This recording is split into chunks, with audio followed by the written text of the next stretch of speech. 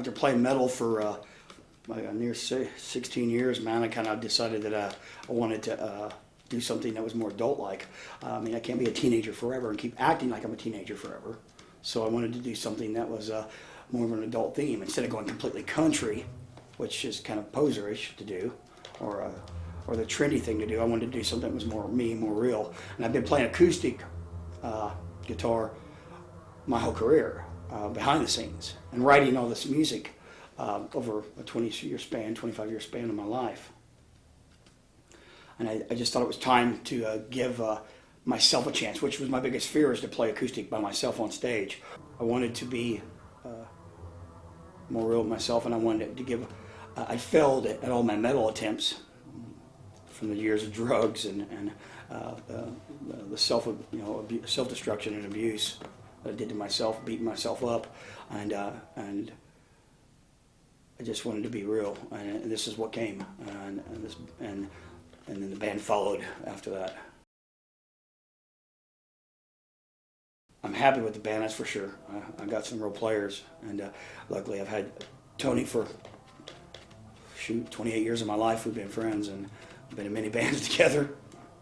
Sandra's kind of new to my friendship the last couple of years, and right when I first met her and she first came in and played with me, it was like the first song we played was Freedom's End, and she was halfway through the song, and I had to stop, and I started laughing because she it was fit perfect. What she was playing was part of a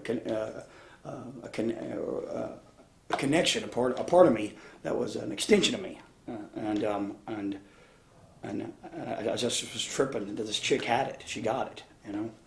And Jester I've known for 15, 16 years, and always wanted to play with him. He's a monster on the drums, and I always wanted to play with him. And I knew that trying to get him into this, because he's been hardcore metal, as well as Tony. I wanted to make sure that he could adapt to this. And I remember the first time he came in practice with us, he said to me, afterwards, he goes, "I'm going to have to reinvent myself for this band." And I think all four of us have had to do that.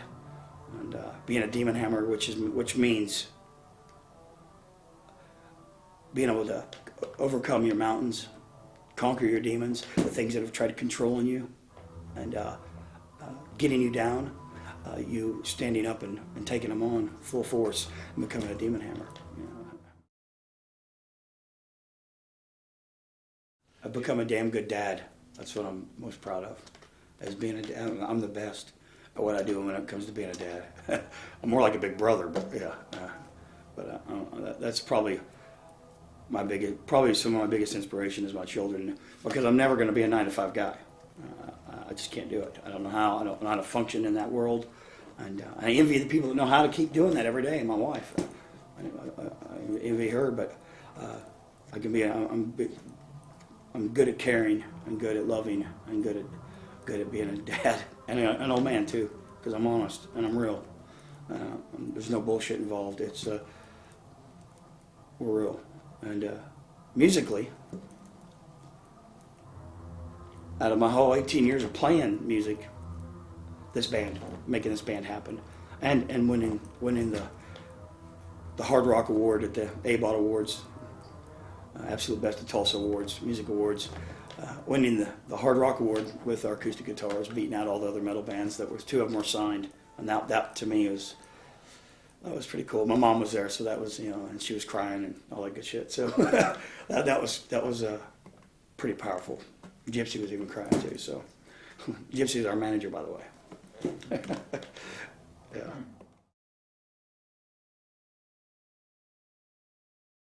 It's my therapy, and starting out, it was my dad. I'd seen him.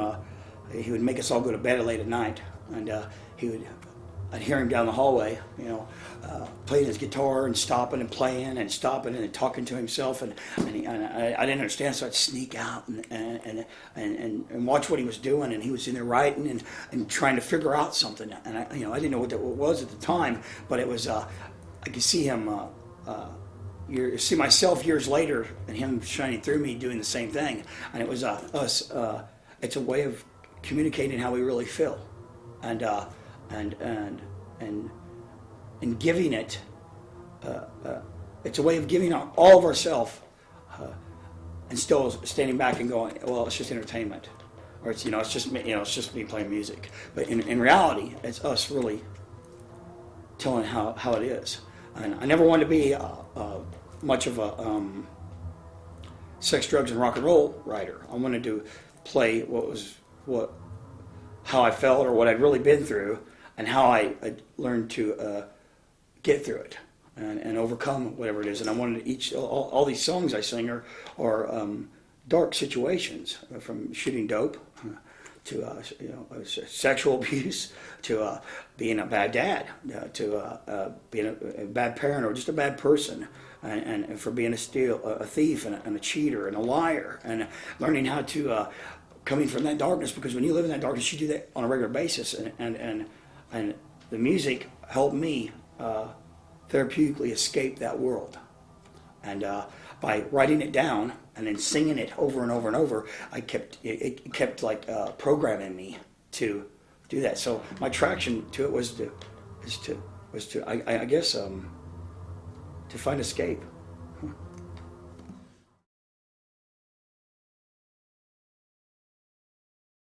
I sometimes wonder that myself, but we've talked about it, and I think it deals with what they've been through, what we're singing about. And I don't just relay the songs as what I've been through. I kind of tell a story of what we've been through. Or these songs are dedicated to these kinds of people, to the rebels, to the devil girls, or the diehards, or the people that are on the struggle, and are dealing with something in their private life. And I'm becoming opening myself up on stage so that I could have.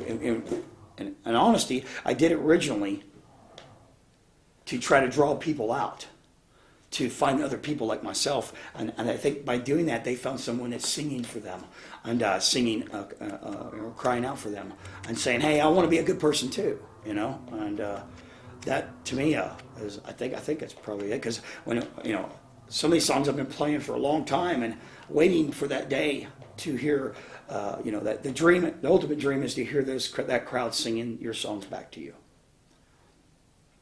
That's the ultimate high. And I remember the first time I was singing the song "The Lost," I could actually stop, and I was just playing, and the crowd started singing the whole song. And my voice was shot, as always, and they carried the song and sang it. And I remember just sitting there bawling, tears coming out of my eyes, because I felt them. And I think they were conveying back to me what they feel through me.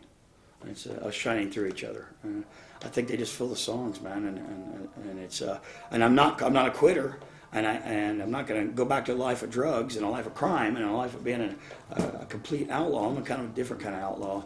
If people, when they usually flip you off, it's because they don't care.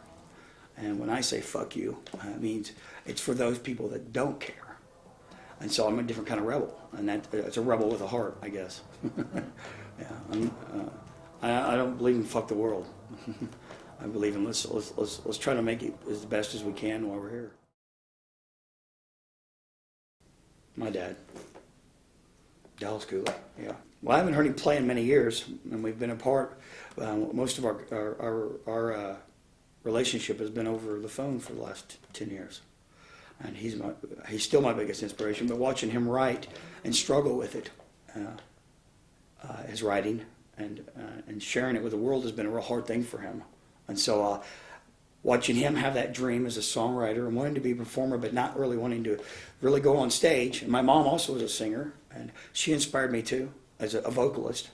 And she had the dream too, but they both were scared. And they also had children, and at that time they couldn't go out and just make the dream come true, because most people back then called it a pipe dream, and they needed to focus on what was real.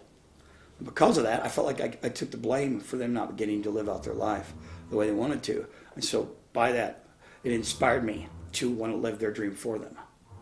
And it was many years ago that I realized that I'd come to a point where I'd lived that dream. I'd overcome their fears for them. And then I had to ask myself, wait a minute, what's my dream? And I got lucky, because it's the same dream. It's to go and rock the world with a message. I've learned how to be a badass. And my dad's a badass, and he inspires me. So and he's a badass at songwriting. His songwriting is, it's hard to, it's pure and it's real, and it's hard to describe his music as acoustic. That's all I've ever seen him play. So that probably is why I'm doing what I'm doing today too. I remember when I was young, he'd tell me, "You learn how to play on that acoustic, you'll be able to play electric guitar." And all I wanted to do was play electric guitar at the time because that was the thing that was cool. It made all the loud sounds. And how funny it may be that here I am, all these years later, playing acoustic guitar. Because I feel the acoustic guitar conveys real emotion, real feelings, and it touches you in a way that electric guitar could never touch you. Electric guitar needs the distortion. It needs those effects. This, you can just play it by itself, and it can make you cry, literally. What can they expect? For me to remain being strong, being that soldier, and to remain writing kick-ass music, man, that touches everyone. I hope to be able to play music that's not just for one kind of person. I want it to be for all people, man, because everybody's been through hell. And so the main message, though, for everyone, for the old and new fans, is it's not how long you got to live, it's what you do while you're alive. And it's what you leave behind for others to remember you by. And hopefully I'm going to be remembered for this and being a badass motherfucker.